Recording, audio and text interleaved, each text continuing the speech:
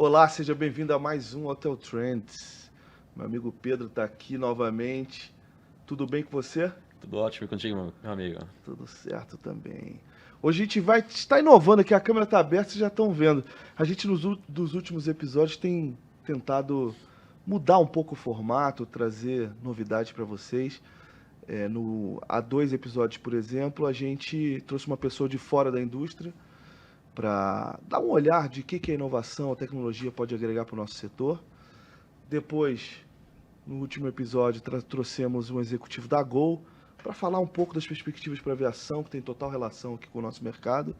E hoje estamos aqui com a Simone, diretora executiva da BLTA, e a Melissa, que trabalhou muito tempo no Unique, foi diretora-geral lá e agora está com uma consultoria.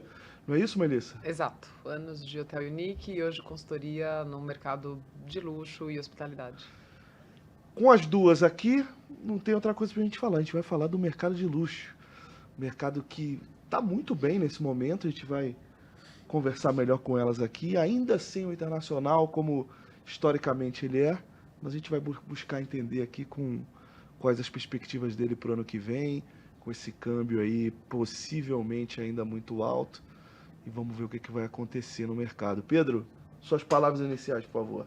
Bom dia, boa tarde, boa noite, né? Dependendo do horário que o pessoal estiver ouvindo a gente. Simone, super prazer estar com você. Prazer meu, muito obrigado pelo convite. Melissa também, que eu ficava enchendo o saco na época de Unique. Anos, a gente tomava todo ano de todo ano, conversando sobre os números. o setor. Super prazer também te rever, que faz um tempinho que a gente não se encontrava. Sim. Até quando foi criado o Hotel Trends, a gente teve a participação do Celso. Exato. Do Tangará. E ali foi... Almoçaremos lá hoje, inclusive. Almoçaram lá hoje? Almoçaram muito bem. Da Best Western ali. Almoçaram muito bem, muito bem. E a gente falava naquele momento sobre a retomada do mercado de luxo, ainda nos seus primórdios, naquele momento que ainda tinha muita cortina de fumaça em razão da pandemia. E hoje a gente retoma esse setor num momento muito mais favorável. Pandemia controlada, economia com seus velhos problemas, né? Até aí não muito diferente do que a gente sempre viveu no Brasil, e o setor retomando o desempenho e aquele receio de que com a abertura dos mercados, das fronteiras, se haver alguma mudança ou não. Na prática, hoje a gente tem um pouquinho mais de condição de falar sobre isso de uma maneira só. Então, acho que tem um tema super quente, interessante para a gente conversar. E eu estava até vindo para cá, eu fiquei pesquisando assim, a gente sabe, né, os milionários, os bilionários, né, as pessoas com muito dinheiro, sei lá, é 1% da população mundial, né? Essa estatística é bem conhecida. Mas eu fui ver como é que é no Brasil. E eu tava lendo agora há pouco, antes de vir para cá, que o Brasil chegou a quase 300 mil milionários com patrimônio acima de $1 milhão. É um dado do Credit Suisse, e esse número deve quintuplicar nos próximos 5 anos, ou dobrar, agora eu me confundi. Mas nos próximos 5 anos esse número vai crescer bastante. E são essas pessoas, Simone, que fazem o mercado girar aqui no Brasil nesse momento? Ou já vemos o internacional? Como é que está nos hotéis da BLTA, por exemplo? Eu acho que quando a gente fala deste mercado consumidor de luxo, né, a gente tem a base da pirâmide, né, quer dizer, o pico da pirâmide, né, que daí é o completamente luxo, né, o true luxo, né? Mas a gente tem uma outra base, que é a base aspiracional, né? Que é aquela que está ali querendo né? Consumir, de repente, aquele modelo. Então, assim, a gente tem um movimento, né? A partir da pandemia, que obviamente foi o que trouxe, a gente tem produto muito legal aqui no Brasil, né? A gente tem produto de alta excelência, de qualidade, que pode competir com o mercado internacional. E esse consumidor, né, digamos assim, de alta renda e que estava muito acostumado a fazer 8 viagens fora do Brasil, etc. e tal, ele foi obrigado a ficar aqui e enxergar que o Brasil, sim, existe um Lençóis Maranhenses, existe um Ceará que tem muitos produtos, existe outros produtos aqui que ele desconhecia, né? Então, isso é notório, isso todo mundo já discutiu um pouco, né? Então, obviamente, quando você fala que isso vai quintuplicar, né, a gente tem, né, no Brasil uma questão de desigualdade social muito grande, então realmente eu tenho uma demanda que consome produtos de altíssima qualidade, que tem dinheiro para isso, e a gente tem uma outra demanda que é uma demanda que consome sim esse produto, mas não com tanta frequência e tanta disponibilidade quanto o de alta renda, né? Eu acho uma questão importante, assim, você falou, né? Desconhecia ou se desinteressava? Porque eu acho que eu entendo que são coisas diferentes, ou são os dois? Então, primeiro que é uma coisa, né? Vou viajar para o Nordeste do Brasil. Será que... Eu acho que ele tanto desconhecia como ele também se desinteressava. Acho que por não conhecer tão bem, isso não aguçava o apetite de que, opa, o Brasil tem um hotel na Amazônia que é super bacana. O Brasil tem um produto no Pantanal, no Cerrado, né? Assim, então... e também, talvez, uma questão aí de como a gente conduz a comunicação e a promoção, né? Então, as agências e as operadoras brasileiras que vendiam o turismo, que de repente atendiam esse cliente, elas vendiam muito mais o internacional e daí, opa, elas falaram, nossa, agora eu preciso aprender a vender o Brasil, né? Então, teve um pouco disso também, né? Que produto que está na prateleira para esse consumidor, para ele consumir. Quando você não tem concorrência de produto, então você coloca os produtos brasileiros na prateleira, né? Então foi um pouco isso que aconteceu também, né? Legal. Pedro, quer começar? Vamos lá. Eu vou explorar um pouquinho mais a Simone, eu juro que eu já volto para cá. E eu queria falar também alguns pontos com vocês duas. Mas começando de uma maneira um pouco mais setorial, a gente falou sobre mudança de cenário, a pandemia deixa de ganhar relevância, ou pelo menos de uma maneira determinante, no turismo brasileiro e internacional. E, de certa forma, hoje a gente tem um pouco mais de condição de saber o que fica e o que eventualmente muda em relação ao que foi construído ao longo desses últimos anos. De uma maneira concreta, o que eu queria entender. Vocês divulgaram dados que entre 2019 e 2021 houve um aumento expressivo em relação a faturamento dos associados. Sim. Os hotéis com esse posicionamento mais sofisticado no Brasil. Eu queria que você comentasse um pouquinho sobre esses números e queria entender também, hoje, olhando para 2022, se você tem um pouco de termômetro de como é que está a situação em termos de desempenho do mercado de luxo no Brasil. Bom, vamos lá. Então, os dados de 2019 para 2021, que são os dados que nós possuímos, né? 2022 são alguns dados parciais, mas obviamente só terei esses dados em 2023, de 2022. Então, o que a gente vê? A gente teve 52% de aumento de faturamento, né? Quase 11% de incremento de vendas deste grupo da BLTA. Lembrando que a gente tem um portfólio que eu tenho as grandes marcas de luxo, né, que a gente pode dizer que são marcas brasileiras, todas marcas brasileiras.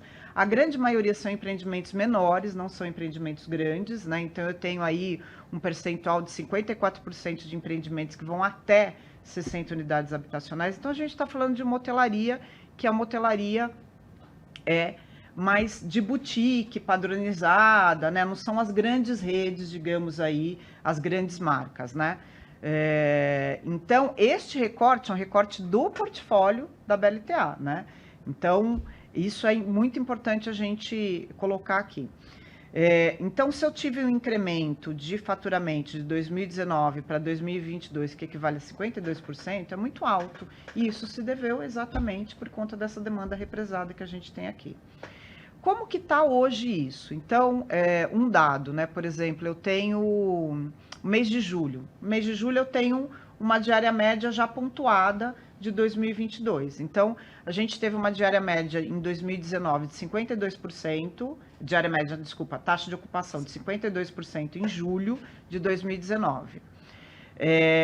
Em 2021, isso foi para 71%, quer dizer, um número nunca antes atingido. Agora, em 2022, que é um dado parcial, né, que não foi, eu não tenho esse dado dentro da nossa pesquisa, que é a pesquisa feita efetivamente, que só acontece em janeiro, é de 57%. Ou seja... Mas do acumulado até quando? Até julho? É julho. Do acumulado até julho ou só julho? Julho, mês de julho. Pontuado mês de julho. Então, eu pego como referência o mês de férias, um mês que foi um destaque em 2021, que foi para 71%. Foi o mês que a gente atingiu maior taxa de ocupação no ano de 2021. Então, ele é maior que 2019, mas menor que 2021, né? Então, eu acredito que essa é a tendência para a gente chegar aqui numa análise do ano inteiro de 2022. Então, ele vai ter seguramente uma retração com relação a 2021, porque é um ano fora da curva. Eu acho que a gente não vai ser um ano que vai ser comparável com outros anos. Não é uma base de comparação. Não dá, não, gente. Porque ninguém podia também viajar para fora. Então, isso e a gente não aconteça. podia receber também, quer dizer, recebia um turismo internacional, mas muito, né? Não dá nem para computar. E hoje, quer dizer, como que está hoje, né? Então, eu já tenho, se 2020 a gente não teve nada de mercado internacional, né? Pouquíssimo. 2022, até o primeiro semestre, eu já tinha 19% de reservas para o mercado internacional. Então, já é um número que tem um fôlego bastante interessante, né? Porque nos últimos anos, historicamente, era sempre 50-50, né? 46, 54, mercado internacional e mercado nacional. Então, se eu já estou com 20% no primeiro semestre de 2022, é que a gente está aí conseguindo, a duras penas, galgar aí de novo os números históricos que existiam, né? Antes que também dá uma atualizada, acho que é importante você falar do portfólio da BLTA, são quantos hotéis, sei que tem operadoras também, se não me engano. Sim. Legal você dar essa atualizada. Hoje Quantos estados? Dá um overview, por favor. Hoje a gente representa 34 destinos no Brasil, não lembro exatamente estados, mas são 34 destinos no Brasil. Alguns estados não há nenhum produto, mas ao todo são 50 hotéis e 5 operadoras que trabalham com turismo inbound, né? Desses 50 hotéis, obviamente, dentro do portfólio eu tenho todos os Fazanos, né? As marcas, né, que a gente pode dizer, né, o Emiliano, Fazano, Unique, né? Então, são as marcas reconhecidas aí, marcas em destinos urbanos, mas a grande parte do portfólio da BLTA são empreendimentos menores espalhados por todo o Brasil e que trabalham, e que, né, sempre trabalharam de alguma forma uma comunicação e uma estratégia de comercialização diferenciada e voltada para o mercado internacional. Eu acho que isso é muito importante falar, porque você pode ter produtos excelentes no Brasil, mas quando você almeja internacionalizar esta marca, você tem que trabalhar ali algumas questões relacionadas à comunicação e a marketing e estratégia de mercado diferenciadas. Sabe que me chama a atenção, eu queria ouvir um pouquinho da sua opinião, que é o seguinte: quando a gente olha para trás, não necessariamente reflete o que vem pela frente, mas ajuda a trazer um pouquinho de insumos sobre algumas mudanças em termos de patamar de desempenho, de perspectiva. E me chama muito a atenção, sabe, ver o seguinte: o setor de turismo de luxo, até a pandemia, você tinha metade, em ordem de grandeza, demanda nacional, demanda internacional. Sim. Hoje, a gente vê uma demanda nacional ainda predominante. Significa que o mercado internacional não voltou no patamar que voltava antes. E ainda assim, a gente está com taxa de ocupação acima do que estava em 2019. Então, me parece que, olhando para a estrutura atual do setor, a gente tem um legado positivo de uma demanda doméstica muito mais forte, que começou a conhecer o Brasil de uma maneira mais relevante, um turismo internacional que talvez volte ou não volte na mesma magnitude, mas que tende a crescer ainda, o que vai levar a ocupação para o patamar provavelmente ainda maior do que tinha antes, e com uma provável pressão de preço, que eu acho que foi um dos grandes legados da pandemia, não só para o segmento de luxo, mas para o segmento de lazer de uma maneira geral. Se isso é verdade, talvez a gente tenha um ambiente que é um ambiente mais positivo e uma perspectiva interessante. Isso geralmente bate muito nas consultorias, porque consultoria, além de resultado real, está relacionado à perspectiva. E aí eu queria ouvir um pouquinho da sua opinião, Melissa, no seu dia a dia, o que isso tem trazido de oportunidades para o mercado de luxo no Brasil e qual que é a visão que você faz desse cenário que a gente tem comentado. Complementando o que a Simone colocou, o brasileiro olhou para o Brasil, independente de qual seja a razão, e acho também que o brasileiro ia muito para o exterior e vai ainda porque tem um pouco de síndrome do cachorro magro, sei lá qual é, né? O Síndrome do ditado, vira-lata. do vira-lata, ele sempre valoriza o que é de fora, de forma resumida, né? E realmente não olhava para o Brasil por vários motivos. Então, valorizava muito o que era de fora. Então, o brasileiro começou realmente a olhar para dentro, e aí também, ou forçadamente, porque não tinha para onde ir, né? Ou porque realmente causou oportunidade, enfim. Então, por incrível que pareça, a pandemia foi muito boa. O primeiro ano, obviamente, sofremos muito, né? Foi aquele sofrimento geral, de muitas demissões. 2020 não vamos nem lembrar, foi um ano muito sofrido. Mas no final do ano, depois de 2020, aí já 2021, realmente foi um ano extremamente aquecido e todos os hoteleiros rindo daqui e aqui. E muitos que eu acompanhei fazendo budget, depois as pessoas não conseguiam fazer budget, né? Como é que eu vou fazer o meu budget para o ano que vem me balizando com 2021? E então perceberam, enfim, que a coisa ficar... E todos rindo daqui a aqui, esperando que a coisa continue, sofrendo um pouco esse ano, porque está muito melhor que antes, mas obviamente não igual a 2021. De qualquer forma, o que eu percebi, até quando eu deixei o Unique, foi um ano, né, foi uma decisão difícil, porque foi no meio da pandemia, mas foi muito positivo também, porque estava num momento muito aquecido, especialmente brasileiros e donos de hotéis estavam espelhados em 2021, então acho que se empolgaram. Eu vejo muita gente nesse sentido, empolgados com o resultado de 2021, querendo fazer alguma coisa e abrir hotel, ou renovar, ou renovação, ou... Enfim, então, em termos de consultoria ou de mercado, aqueceu bastante. Acho que você tem visto um pouco isso também, Pedro. Uma demanda muito grande para abertura de novos hotéis, novos projetos. E aí onde eu vou entrar, demanda altíssima de qualificação de mão de obra, Brasil geral, todo mundo com essa necessidade. A mão de obra em si, muitos... redescobriram ou descobriram ou quiseram mudar de área, né? Assim, então muita gente também mudou de área porque teve um pouco daquele momento de gostei de ficar em casa, eu quero fazer outra coisa, eu pensei na vida, teve esse momento aí. Eu quero sair do 7x1, né? Total, esse é um grande desafio que a gente deixa aí como ponto de interrogação na hotelaria, né? De pensar... Escala, né? A gente produziu uma matéria há pouco tempo sobre isso. Há uma escassez de mão de obra e a gente viu dois grandes pontos, assim, de atenção, né? Que é a escala 6x1 e também os baixos salários, né? A evasão tá aí não só no mercado de trabalho, tá na faculdade também, tá na academia. Total. Os cursos estão enxugando, né? A gente tem um desafio muito grande, né? Não sei se entraremos nesse assunto, mas um desafio grande realmente de mão de obra, porque hotelaria trabalha, né? É sabido, trabalha-se muito. Enquanto todos estão se divertindo, né, as pessoas estão trabalhando, o 6x1 e salários baixos benefícios, enfim. Então, não vou entrar nesse mérito, mas é um desafio enorme. Não só hotelaria, mercado de serviço como um todo, né? Restaurantes e todos os... Mas o ponto é assim, você está tendo que buscar essa pessoa fora do nosso mercado originalmente, né? Sim, eu acho que existe muita gente buscando isso em hospital, em banco, enfim. Então, sim, um olhar para outros mercados e uma busca grande por gente para treinar essas equipes. Então, eu tive muito pedido de treinamento, de palestra, de qualificação.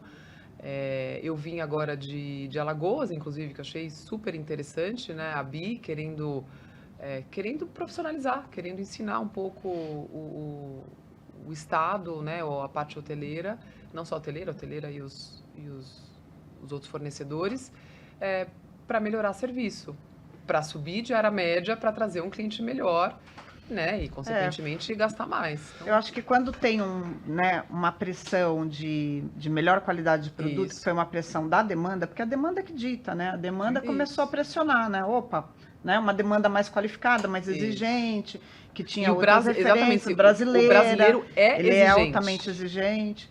Então, você tem que elevar a régua, né? E aí, quando você eleva a régua, você precisa ter gente, elevar também o seu investimento no pessoal, né? Para que você possa E isso acho que vem, né? Isso puxou um pouco. Quer dizer, aquela hotelaria que era uma hotelaria que não...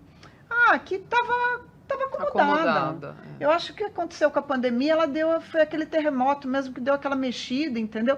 E aí quem estava acomodado teve que, tenho que me mexer, eu tenho que correr. Com tecnologia, com informação, com qualidade de serviço, com tudo isso, né? Eu lembro, a gente conversando em algum momento com o pessoal que tem hotéis na Amazônia, que estavam muito acostumados com cliente estrangeiro.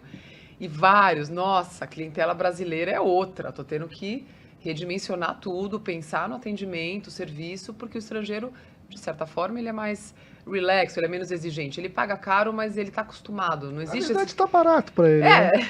Tá barato, mas lá fora não existe esse monte de mão de obra. Você vai no hotel mais incrível, é uma escassez, não é 5 pessoas em cima de você. E o brasileiro tem esse costume mais serviçal, diríamos assim. Ele gosta de atendimento, gosta de coisa rápida, gosta de tudo para ontem, gosta da personalização.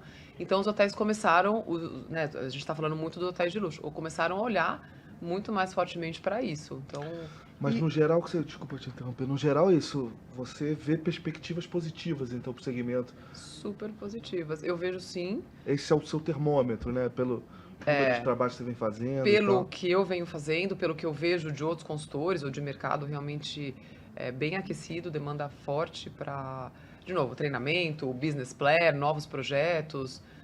A gente falou rapidinho de novo de Alagoas, que está mais fresco aqui, pelo menos 15, 16 hotéis abrindo nos próximos anos, e tanto hotéis grandes quanto hotéis de luxo.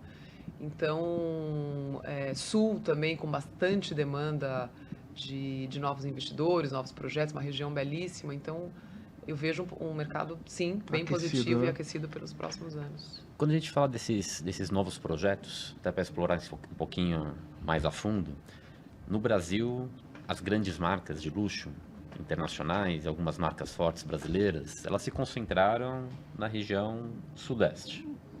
E poucas ainda, né? Leia-se Sudeste, Rio, São Paulo.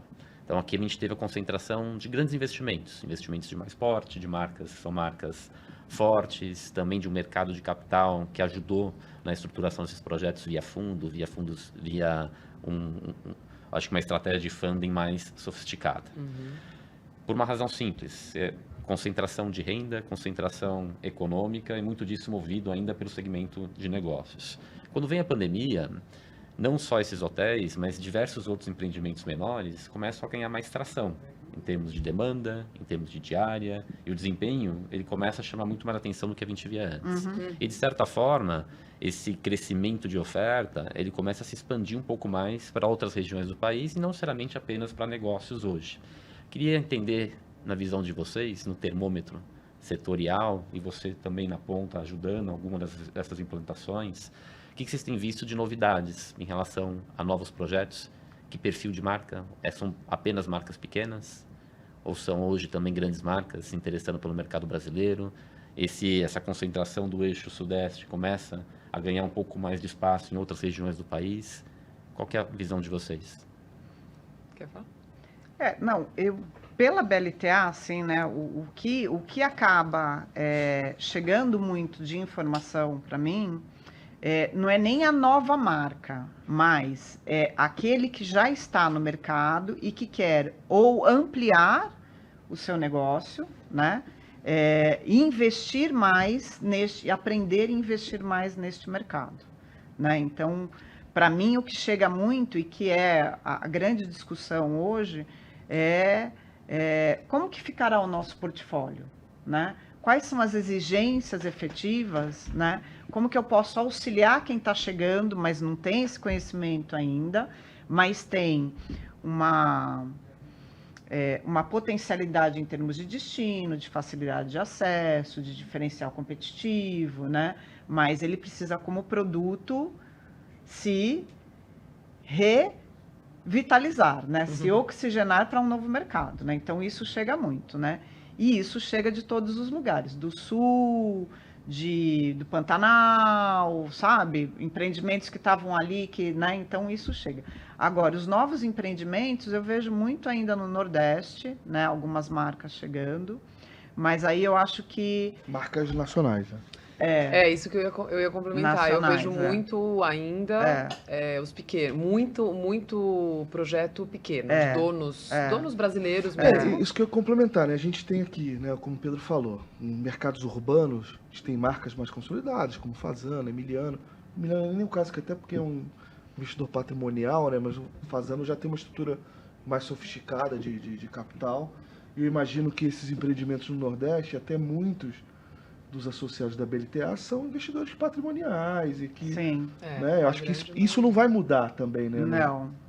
Então, chega, né, agora, né, tem o projeto do Aman, né, ali que né, eu ainda desconheço muitas características ou detalhes, etc e tal, e no Preá também, então assim, né? Mas é pouco, né? É pouco. Marca E ainda é uma coisa muito fechada, assim, né? Eles querem muito sondar, né? O que acontece, como que tá, né? E aí a gente também tem que entender como que funciona isso, né? Porque eles querem aprender com as marcas brasileiras, é interessante isso. Tem medo, é muito interessante isso, porque como que funciona essa operação, essa autenticidade brasileira que eu vou implementar no meu serviço, né? Mas o escopo efetivo do projeto ainda a gente desconhece, E eu acho né? também, isso é um achismo meu, que as marcas grandes internacionais, elas têm um apelo para um público que é o que você falou, 2%. Então e são marcas caras, né? São operações caras. Então eu acho que e o Brasil já é um país caro de se fazer um hotel. Então tudo é confuso para uma marca nova entrar. Então é incrível o tamanho do nosso país e realmente pouquíssimas marcas internacionais, né? Algumas ainda que chegam e saem, né? Four Seasons que chegou e saiu, nem sei se está com algum outro projeto. Mas a gente vê muito pouco, assim, das marcas realmente de luxo vindo para cá. Tem aí, né? A abertura do Rosewood, né? Isso foi o Rosewood, Kempinski que vem, a Man que tá ali, né? Acho que vai ter um outro Six Senses Rosewood, que tá né? meio, né? A gente não sabe. Então tá meio, Eles levaram lá a licitação. Salvador, né? não era? Salvador, né? Mas Qual, é tímido pro Vinícius? tamanho do nosso país, né? Eles levaram uma concessão de um Palácio Rio Branco, se eu não me engano. Lá pertinho do Féria do Fazano, parece que eu Eles tinha quem? ouvido isso. Desculpa. O Rosewood. O Rosewood. Não o Rosewood, né? Sim, os o filmes Allied. ainda, Não sei que marca ele vai usar, enfim. Entendi. Fala-se que seria um outro Rosewood. Mas o potencial é gigante, né? Assim, Mas eu coloco a grande dificuldade do Brasil é a nossa dimensão territorial e as diferenças regionais. E acho que os custos também, né? Sim, mas assim, num primeiro momento para entender, aonde que eu vou investir nesse país, né? E nesta questão, né, quer dizer, os custos, a relação, né, legal, tributária, etc. e tal, ela também varia, né? Porque você não tem uma questão que é o Brasil, né? Aí você vai para uma questão regionalizada. Mas né? eu falei aquele dado no começo, né? Porque assim, se essa população de milionários vai crescer, a gente entende o interesse do empresariado brasileiro, principalmente o patrimonial, em fazer esse tipo de investimento, né, em destinos fora dos grandes centros. Eu pelo menos entendo esse interesse e esse movimento. Mas as grandes marcas, né, o mercado nos grandes centros está um pouco parado no momento, né, Pedro? Até por conta de juros altos, o custo do dinheiro está muito caro, né? Eu acho que também tem um delay entre resultados mais aquecidos e mais investimento. Porque se no final das contas, essa pressão de demanda para o mercado de luxo no Brasil e esse aumento de ocupação, essa diminuição sazonal, essas diárias que são diárias mais expressivas, é algo relativamente recente. E quando a gente fala de grandes empreendimentos, marcas sofisticadas, marcas internacionais, esse pessoal, ele não aposta apenas num ponto fora da curva. E ainda que a gente acredite que não seja um ponto fora da curva, eles têm que esperar um pouco para ter certeza que isso acontece. E aí, na prática, provavelmente a gente vai ver uma propensão a mais investimentos caso todos esses resultados positivos eles se perpetuam por horizonte que ele é mais longo. E aqui, eu acho que também tem uma outra discussão que ela é relevante, que é até o papel do mercado internacional para a estruturação desses projetos. Porque se você coloca uma marca forte de fora no Brasil, você está apostando no brasileiro que gosta dessas marcas, mas você está também apostando no estrangeiro que valoriza esse canal de distribuição e se sente mais confortável em viajar para o país. E aí, isso eu acho que abre uma oportunidade para dividir uma pergunta para vocês, que é a seguinte: quão significativo é o mercado internacional para esse tipo de hotel? E se a gente vê uma tendência de eventual crescimento para esse perfil de produto? No turismo brasileiro, de uma maneira geral, nos últimos 10 anos, essa demanda internacional ela ficou lateralizada. Cresceu, bateu 6,6 no pico, foi para 5,5, voltou para 6 e ali ficou. Desde 2014. Desde 2014, desde sempre, nunca foi tão expressivo assim. Para o mercado internacional, essa tendência pode ser diferente? Vocês veem espaço para aumento de fluxo de estrangeiros para o Brasil? Um espaço enorme, né? No segmento de luxo.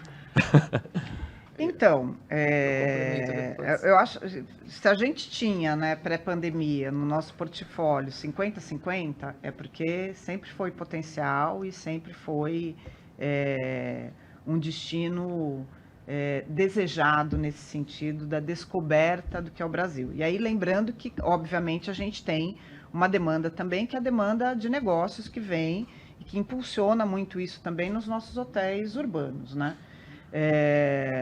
Os hotéis de lazer, você tem alguns que têm foco muito para o mercado internacional, que foi o que a gente falou, que é Amazônia, Pantanal, né, que nasceram, foram concebidos, né? Foz, que foram concebidos também para atender isso, né? Agora, o que acontece é que o Brasil é um destino que compete globalmente neste mercado com outros destinos que estão muito melhor posicionados como imagem, né? Como posicionamento estratégico, inclusive, de promoção, e que isso é um caminho, um grande desafio que a gente precisa ultrapassar essa barreira, né? Ultrapassar a barreira de falar da questão da segurança do país, ultrapassar, né? Quer dizer, o Brasil, a notícia que chega sobre o Brasil fora, geralmente a notícia é a má notícia, né? É o que... É um trabalho de formiguinha, né? Pontual, né?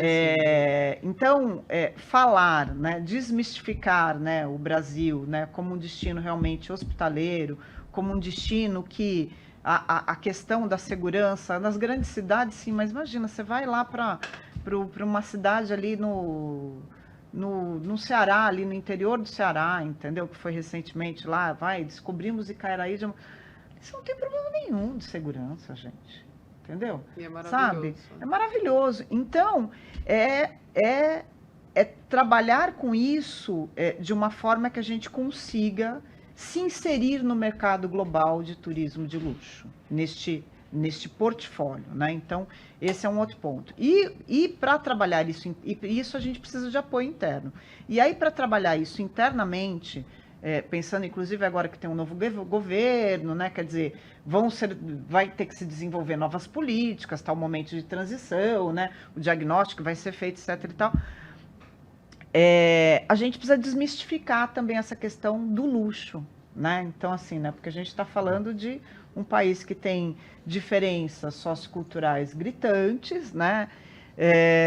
E como que a gente, o que agrega, né? Então, é importante falar isso, porque assim, quando você tem um bom produto, você está divulgando esse produto sem muito esforço. Quando você fala de marcas de mercado de luxo, né? Ele vai ser divulgado no mercado internacional sem muito esforço, né? Porque é uma marca forte. E com isso você tem toda uma economia circular que você acaba trazendo, que é qualificação de pessoal, melhores salários. A gente está falando aqui de empregabilidade, os empreendimentos médios. 3 a 4.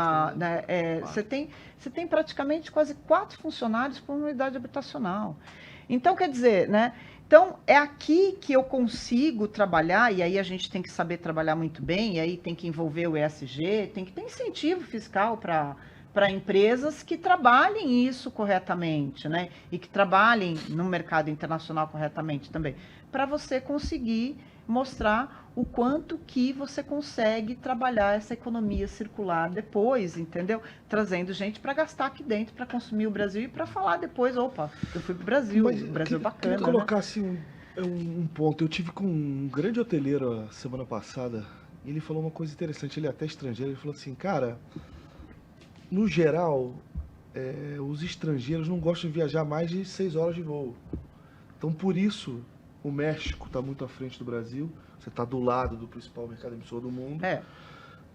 Talvez Costa Rica, né? Que era um benchmark que a gente estava... Mas ele vai, mas quando ele quer, quando o destino é bem trabalhado, eu concordo. ele vai para a África, ele vai para, sei lá, Novas...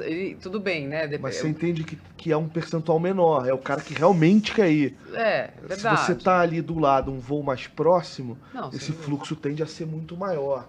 Então, eu acho que assim, a questão da... Não tenho dúvida que tem um grande gargalo aí de malha É, aérea, de exatamente, conexão é o que eu queria interna. colocar, Mas se a gente entendeu? trabalha, porque turismo é desejo, né? É sonho. Se a gente trabalhasse melhor a imagem, é igual o Peru, gente. Total de acordo. A gente fala muito de Peru como um case. É um país super pequeno que teoricamente não tinha nada e se esse é um fez ponto. como destino, né? Costa Rica é um país pequeno, Peru também. é um país pequeno. Então eu volto aqui de novo. Quando você vai falar E são do distantes. seu produto no Brasil, Um parênteses. Um parênteses breve, desculpe te interromper. Colômbia, Muitos assuntos Sim. bons. Peru, tá assim, a poucas horas dos Estados Unidos. Poucas horas. Também. Tá nesse raio aí de 6 horas. Mas eu concordo. Posicionamento mas eu acho que eles fizeram geográfico, imagem dimensão continental, posicionamento geográfico, dimensão continental, hub aéreo, uma mistura, estratégia de isso. promoção. Claro, quer dizer, você tem com certeza. uma junção de Mas, assim, né? última coisa, totalmente de acordo com você, Melissa. Trabalhar melhor a imagem é vital. A imagem chama, né? E assim, partidarismos à parte, A gente nossa não quer imagem, ir pra Tahiti, a nossa pra não sei imagem onde. estava assim muito mal internacionalmente, né? Não, Deixa eu colocar uma pimentinha aqui nessa discussão, já que tá todo mundo querendo falar aqui, eu também quero falar sobre esse assunto, que é o seguinte, evidentemente, imagem forte, conectividade é fundamental para o crescimento do turismo em um país. Mas aqui a gente está falando de uma maneira setorial. Claro. Então, quando você analisa o tamanho do mercado de resorts nos Estados Unidos, tem milhares de unidades. Então, ou tem mais do que 1.000 grandes empreendimentos. O Brasil tem 116, se eu não me engano, o número oficial de resorts no país, excetuando as multipropriedades. Então, tem questões relacionadas à concentração de renda, conectividade, imagem, segurança, tudo isso. Quando se fala sobre o mercado de luxo, não necessariamente ele segue a média, porque cada produto tem pode ter um lado único. Verdade. A marca, ela tem um poder de construção também gigantesco. E às vezes a gente fala de uma propriedade com 50 apartamentos. Ela por si só já é um destino, né? Ela por si só, ela é um destino. A gente está falando de escalas baixas. Às vezes de 20 apartamentos, como alguns associados da BLTA, outras marcas internacionais fortes, como a MAN, às vezes por volta de 20 a 30.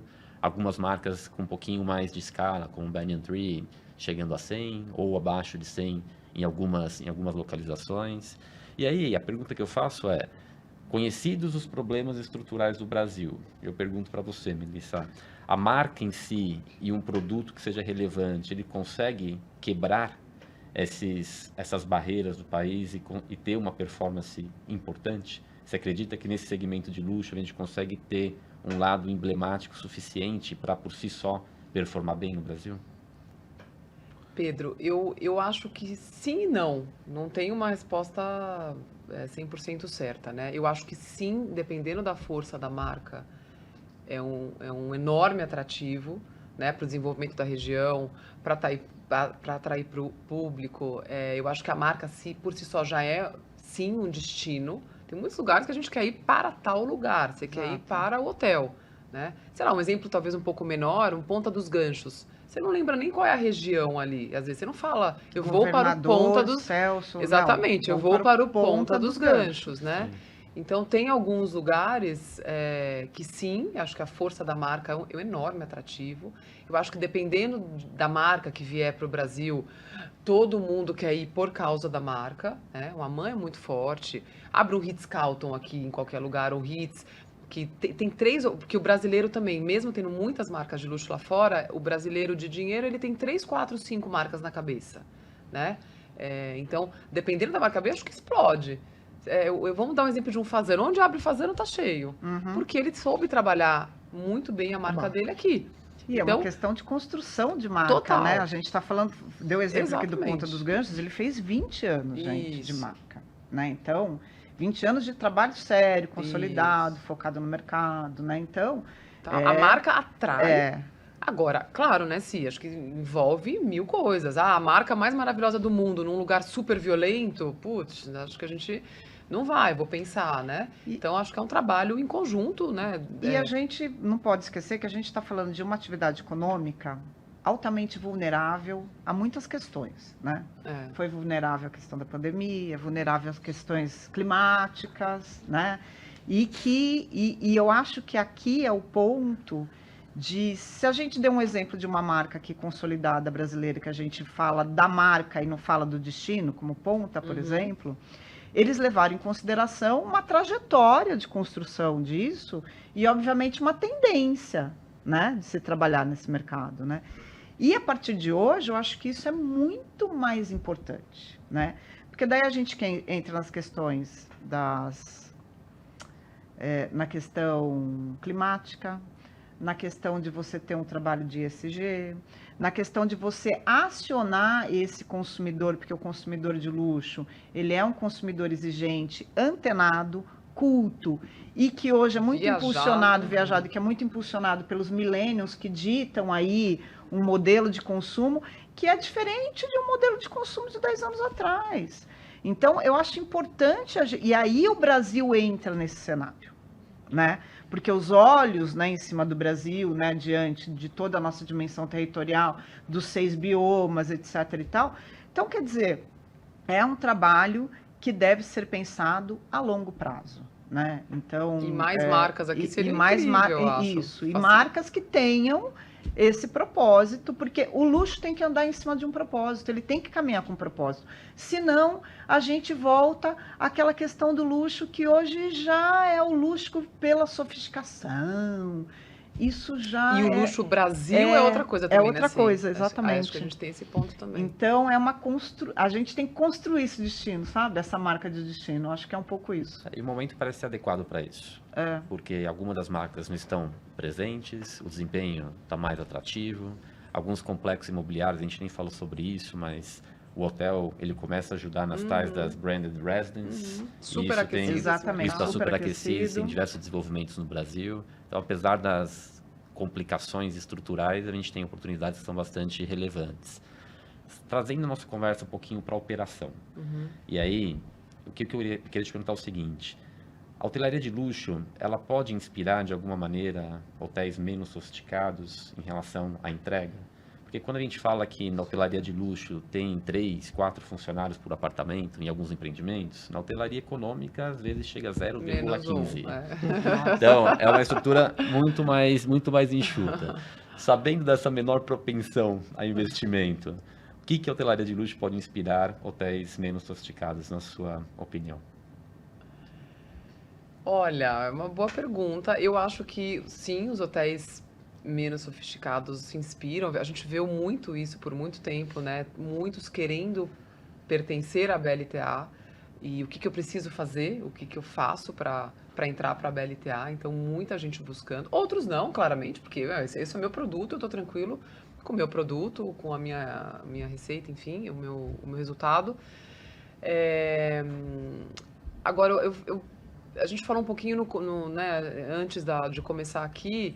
Eu acho que o bom serviço independe do luxo ou não, né? Acho que a gentileza e a hospitalidade, ela não é porque eu sou luxo que eu vou dar um super serviço e por que não? Eu tenho vários exemplos de hotéis que eu viajei pelo Brasil, eu ficava em hotéis mais baratos e que tinham serviços excelentes. Então, e que eles olhavam, eles eram super curiosos o que eles estão fazendo, né?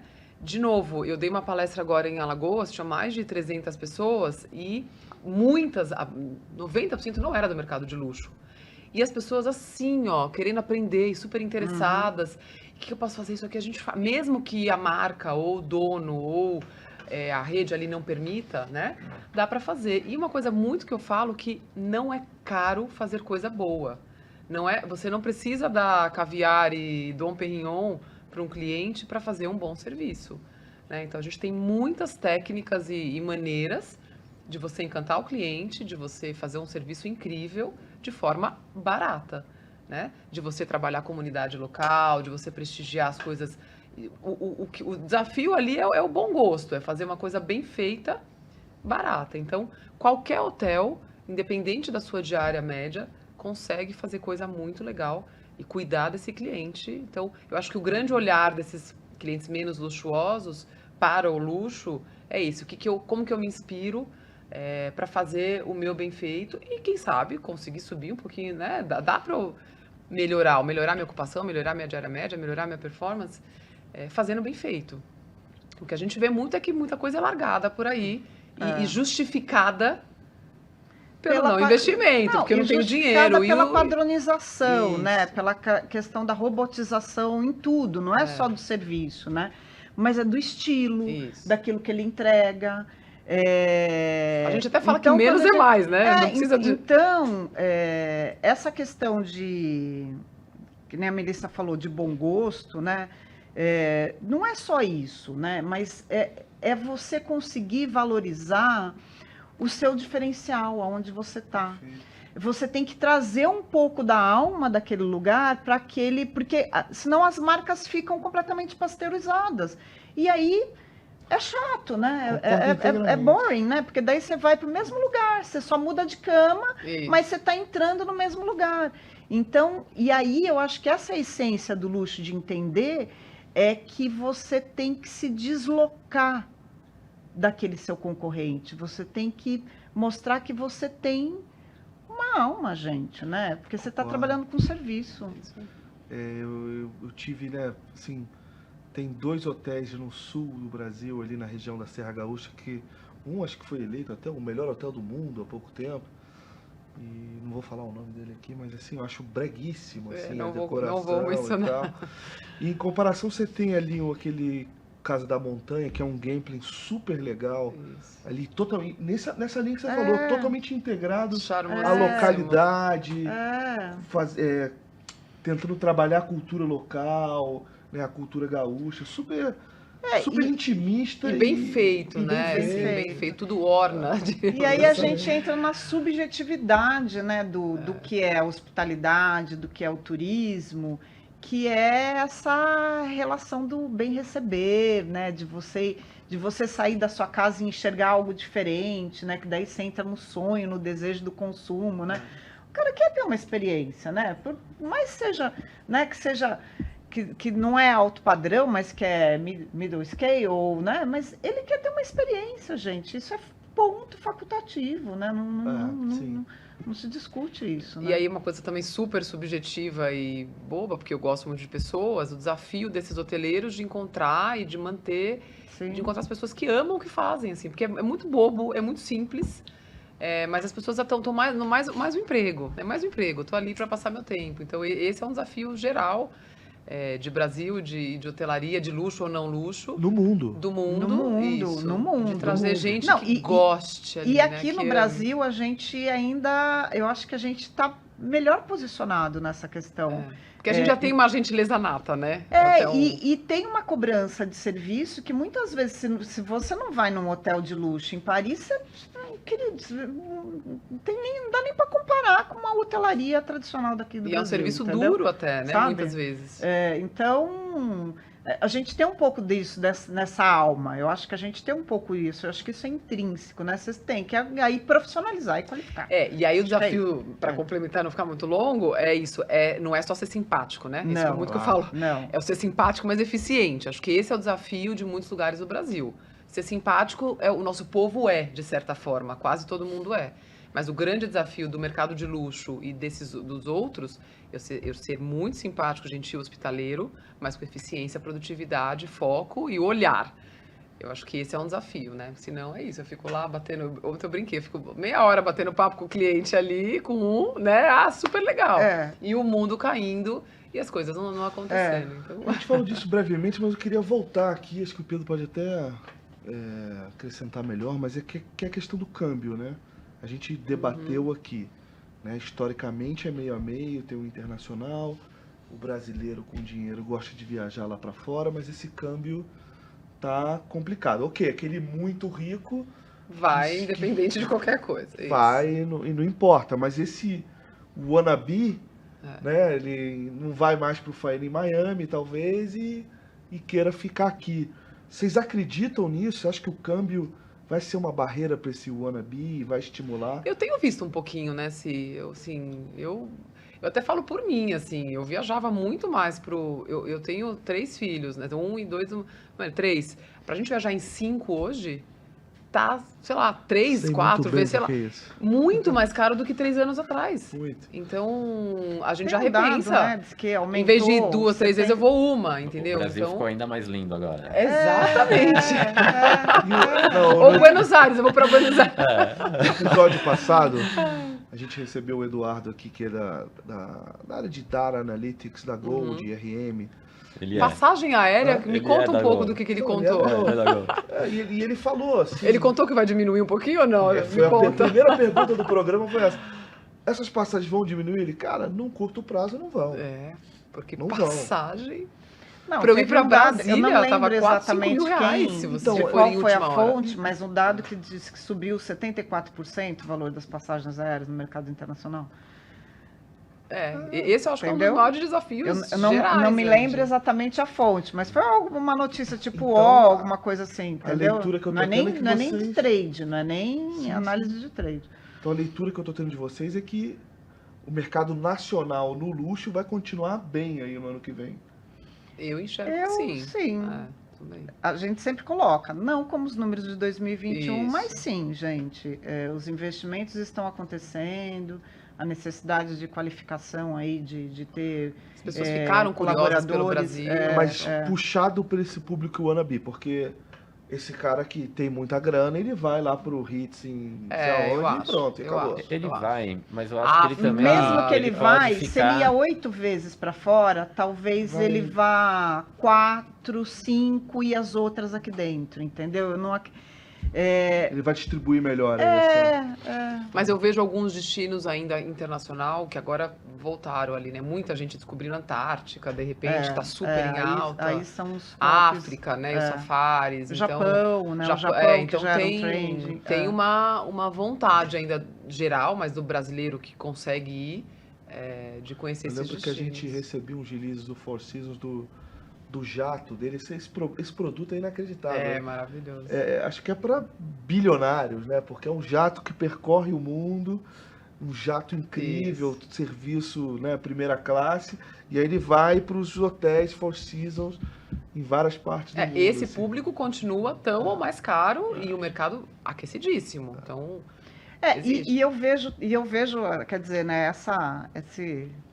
essa linha tênue, né, entre pré e pós-pandemia, né, essa necessidade de elevar a régua de serviço, de ter uma diversificação de produtos, etc. e tal, é isso que está acontecendo, né? A gente recentemente foi ver um novo produto que é um barco de lazer, né, na Amazônia. Quer dizer, a Amazônia sempre era super em vendida alta.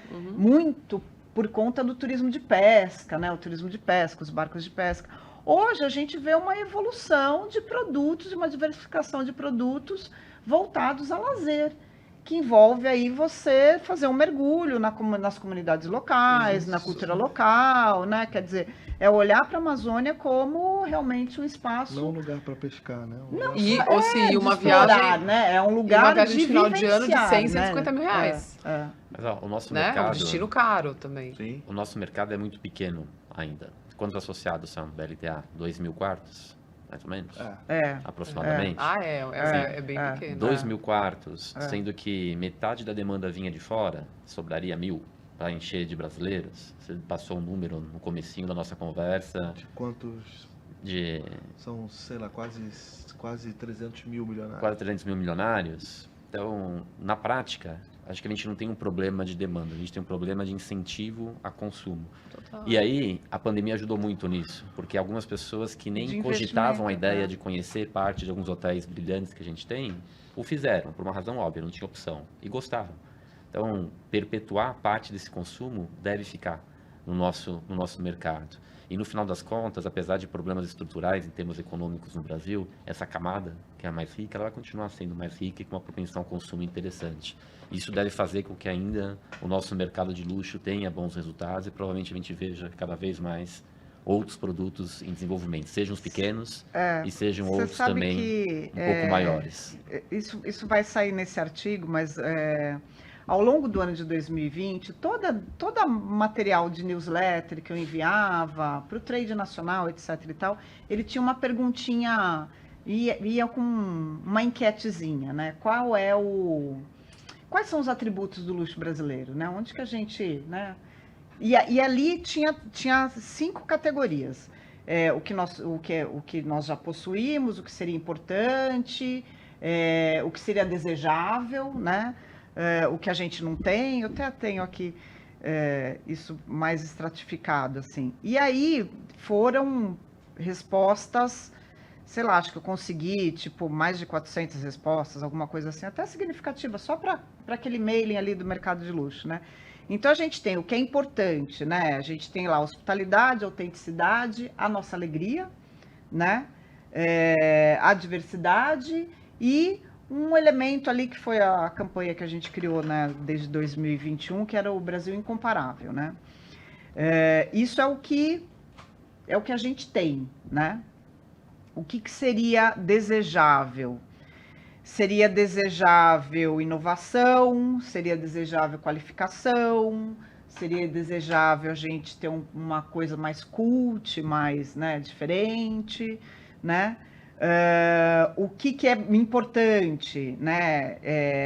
A questão do artesanal, que é o legado, a questão de você ter um produto saudável, voltado aí, né, para uma essência mais saudável. E o que nós não somos é sermos sofisticados, né, no ponto máximo ali. E o brasileiro é um olhar interessante, né, porque eu quero fazer isso com o olhar do mercado internacional, né? Para o brasileiro, nós não somos sexy. Entendeu? Para o trade brasileiro, a gente não é sexy.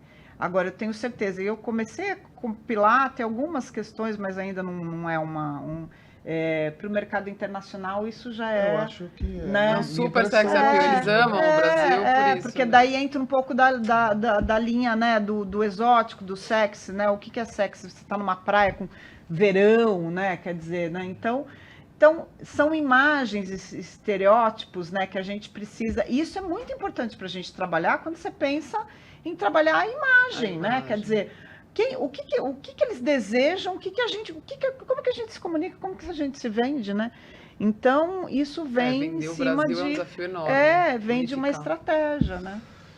Para encerrar aqui, porque a gente já está chegando no final, eu queria ouvir de vocês três, assim, né? O Pedro também tem uma experiência internacional e também acho que pode contribuir.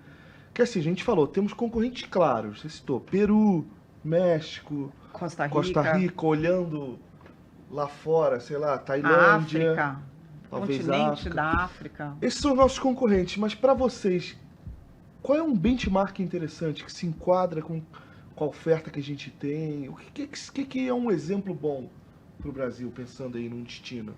Em destino, você diz? Olha, como complexidade eu posso falar Índia. Já fui 2 vezes para a Índia. Mas tem uma hotelaria de luxo consolidada? Tem. Surreal. Assim, as marcas indianas, asiáticas, Oberoi ou outras. Assim, a hotelaria da Índia, eles são caríssima. Tem um Six Senses novo ali, que outro dia a Maria Alice da The Global Nomad apresentou, que é um forte, um castelo, enfim, que só para você conhecer parece que demora 3 horas. É uma coisa surreal de lindo. Mas você acha que é um benchmark que se encaixa para nossa realidade aqui? Não, eu tô dando assim, ele é complexo, ele tem uma sentido de um país com uma grande desigualdade social surreal. Se você vai para o norte é uma coisa, para o sul é outra. Então assim, é muito parecido e é bem trabalhado como imagem. Aqui para o brasileiro não, mas lá fora é só estrangeiro. Então eu acho muito britânico, muito britânico, muito europeu, muito pelo próprio processo de colonização. Sim, marcas caríssimas, luxuosas, serviço impecável. Fiquei chocada. Fui 2 vezes e fiquei assim impressionada com a Índia. É uma Você- coisa que me vem rápido à Não, cabeça. então, é assim. que se a gente fala de, né, de destinos que se consolidaram com marcas referência a luxo, né? A Melissa falou da Índia, Marrocos, por exemplo, É, né? O Marrocos é um país que pobre você olha é. também, né? Mas o que tem nesses países que, por um lado, né, eles trouxeram grandes marcas, tem uma questão geográfica, né? Então, imagina, o Marrocos está ali, né? Na boca do norte da África, ali perto da Europa, da Ásia, né? Então, ele, né? Geograficamente, ele está muito bem posicionado. Mas tem um elemento muito forte cultural, né? Tá. Você quer ir conhecer a cultura. Entendeu? Então, o Brasil, a gente, né, lá no estudo de competitividade mundial, né, onde que a gente está, né? A gente perdeu alguns degraus ali no sentido de ser o país notório de recursos naturais, hoje a gente está em terceiro lugar, e a cultura a gente está ali no 8º. Então, assim, Brasil tem um potencial gigantesco, né, na sua diversidade. Acho que a diversidade do Brasil traz a nossa singularidade, né? Nos tornamos únicos pela nossa diversidade. Mas aí a gente compete com países menores que têm uma estratégia muito mais fácil, né, de você comunicar e de você se conceituar, de repente, como marca. Aí a gente volta na questão da marca, né? A gente falou de marca de empreendimento, né, que assim, né, ela foi consolidada ao longo de 20 anos, ela continua uma marca forte. Quando a gente fala de um destino, a gente precisa também trabalhar isso como marca, né? Exato. A gente precisa trabalhar ele como uma marca. Eu acho que é um ponto... Promocionalmente, a Índia faz um benchmark, vocês diriam? Eu acho. É que não, Promotion eu não que não vejo chega muito aqui, pro né? Brasil, porque é muito longe. Mas faz um trabalho maravilhoso de divulgação. Tinha um negócio grande, eu não lembro agora exatamente a palavra, se era Incredible India, alguma coisa assim. Incredible India. Eu acho que era muito forte, assim, na Europa e outros Então, mas mercados. mantém isso, né? Mantém. Ele mantém. Não é que ele, Mudou o agora governo, muda agora a tudo. gente vai falar de não sei o quê, agora a gente mas vai, acho que tem entendeu? um ponto, que é o seguinte, quando se fala sobre benchmarking, a gente gostaria de saber o quê? Bom, um país que tenha a dimensão do Brasil, um país que tenha os problemas e também as virtudes do O Brasil. México, né? Um país que gente, tenha a por isso. distância de mercados emissores compatível com o Brasil. É muito difícil É, se chegar a essa ter referência, tudo. ter tudo. Mas aí eu vejo assim duas referências que me parecem me fazer acreditar que o Brasil poderia ser melhor para o turismo internacional. Uma delas é a África do Sul. Não é um lugar fácil de se chegar. Está longe. Tem conectividade que não é uma conectividade também Concordo. brilhante. E tem problemas estruturais, talvez Sociais, sociais, similares aos nossos. similares aos nossos. E você tem na África do Sul pelo menos o dobro de turismo internacional que a gente tem no Brasil. Eles souberam fazer. Eles souberam um fazer. destino, E né? a gente tem questões também que são únicas, que são relevantes, que poderiam ser bem trabalhadas do ponto de vista de produto. Nosso vizinho argentino está ao nosso lado. E tem um fluxo internacional semelhante ao que a gente tem. Só que É um país numa menor. proporção muito menor do que é o Brasil. E aí você pega, vamos sair um pouquinho da análise em relação a país, vamos entrar em destinos, cidades. Qual que era o tamanho do mercado de luxo da cidade de São Paulo há 5 anos atrás? Quantos quartos a gente tinha de hotéis de luxo na cidade de São Paulo? Pouquíssimos. Pouquíssimos, tinha 200 quartos. E mudou pouco, né? Um ou outro que entrou, 2 ou 3. E aí você comparava isso com cidades como Buenos Aires, como Bogotá, de economias muito menores, e tinha marcas que eram marcas globais. Então, na prática, o turismo internacional para a gente é desafiador? Ele sempre é. Mas provavelmente tem gordura para ser muito melhor do que é hoje. Tem. Talvez a gente não vire nunca um México, em razão da proximidade com os Estados Unidos, mas existe um potencial de ganho e isso precisa ser bem trabalhado. Parte disso está na conta pública, parte disso está na conta também privada em desenvolver destinos que com a foi um força de pouco marca ajuda já a ganhar atração, que seja uma atração a relevante. criação da BLTA a BLTA surgiu para trabalhar o Brasil como destino, como Exatamente. imagem, né? E era para trabalhar junto com o governo, mas foi muito complicado. A gente tentou anos trabalhar com o governo e a coisa não andava, então voltamos para a iniciativa privada. E sobretudo porque o segmento luxo, quando você vai trabalhar com uma ação governamental, você tem que saber muito bem como que você trabalha isso, né? Porque ainda mais num país de dificuldades socioeconômicas como o nosso, nesse momento que está É atual. que precisa entender, né, Então, que a imagem traz precisa trabalhar. O luxo é a imagem, ele não é grande como os resorts. Ele é pequeno comparado. Não, Só mas que o quanto é o que ele fator pode atrativo. impulsionar Isso. aquela cadeia, aquele destino, e isso não é mensurável. Quer dizer, quando a gente fala de Isso, dados, exatamente. e aí voltando, falando de dados, né, que foi a primeira pergunta, né, o dado de 2019... Quer dizer, hoje a gente produz dados dentro da nossa rede, mas se a gente for pensar, e o Brasil em relação a outros países? Não existe mais dados, gente, é importantíssimo. Existe uma estratégia que eu preciso saber quem eu sou, para onde eu vou. E eu preciso entender isso com os dados de um país, e dados sérios, entendeu? Então a gente precisa ter estudos de competitividade dentro do próprio país. E a gente não tem isso. Então, como que a gente vai se comparar ou se entender como numa área de bench se a gente não sabe quem a gente é? E sabe qual que é a leitura que eu faço? E aí minhas últimas palavras, eu prometo que fico quietinho a partir de agora, é a seguinte: acho que a gente está num momento muito bom e com oportunidades relevantes. Que a gente tem pressão de demanda, a gente tem um câmbio que estimula viagens domésticas, a gente tem um internacional que ainda representa uma parcela menor do que representava historicamente, então está em movimento de recuperação. A gente tem problemas em termos de promoção, que provavelmente significa que, mexidas algumas pecinhas, a gente tende a ter uma demanda internacional maior do que a gente tem hoje. Em termos de exposição de marca, algumas das marcas globais ainda não estão no Brasil e há espaço para estar no Brasil, porque é um país que esteja entre os 3 maiores de beleza naturais, tem um vínculo claro com redes que sejam redes relevantes. Então, provavelmente, daqui para frente, tem um espaço para que o luxo ainda ganhe cada vez mais notoriedade e também não pensando só em hotelaria, mas pensando numa forma que o Unique faz muito bem de envolver a população local como um espaço gastronômico, pensando em agregar valor a complexos residenciais. Então, a gente deve ver ainda muita coisa boa relacionada ao mercado de luxo no Brasil em médio prazo. E esse mercado de luxo, ele pode ter subsegmentos, que eu acho que é um pouco isso, né? As estratégias de comunicação, etc e tal, de posicionamento de marca, né? Até uma discussão muito atual hoje, né? Quer dizer, como que a gente trabalha as marcas que compõem um portfólio de luxo no Brasil, né? Até que ponto é o alto luxo, até que ponto é lifestyle. Sim. Entendeu? Que é uma coisa mais solta, mais de, né? Assim, né? Então, temos que pensar aí nesse portfólio Brasil, BRTA, bem complexo. É uma conversa para mais 2 programas. Mas infelizmente o tempo está acabando. Queria agradecer, Melissa, muito obrigado. Obrigada, é um prazer. Simone, mesma Obrigada, coisa. Pedro, eu Vinícius, já não agradeço mais. Obrigada, Já é Já é de casa. Queria também agradecer nossos patrocinadores antes de encerrar, o Let's Book, a Casa Flora e também a R1, que nos proporciona esse espaço incrível aqui para a gente gravar isso. É o Rafa? próprio Capitão América, né, o Vinícius, né? Tá vendo, né, Rafa? Obrigado, hein? Então, queria encerrar. O ano que vem a gente tem muito mais conteúdo para vocês. Então, muito obrigado e até a próxima. Um abraço, gente. Obrigado, meninas. Obrigado. Prazer.